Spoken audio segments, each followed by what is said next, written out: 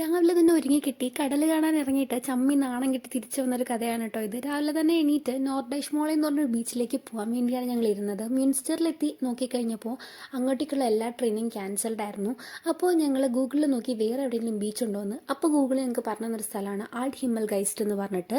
So beach കാണണം എന്നുള്ള ആഗ്രഹം കൊണ്ട് ആവേശം കയറി അവിടെ ചെന്ന് കഴിഞ്ഞപ്പോഴാണ് ഞങ്ങൾക്ക് ആ ഒരു ചതി മനസ്സിലായത്.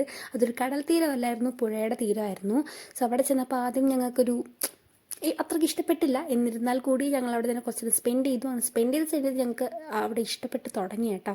അതൊരു നമുക്കൊരു പ്രൈവറ്റായിട്ട് മീൻസ് ഫ്രണ്ട്സിൻ്റെയും ഫാമിലിയുടെയും കൂടെ ആരുടെയും ഒരുപാട് തിരക്കൊന്നും ഇല്ലാണ്ട് നമുക്ക് അങ്ങനെ സ്പെൻഡ് ചെയ്യാൻ പറ്റുന്ന ഒരു സ്ഥലമാണ്.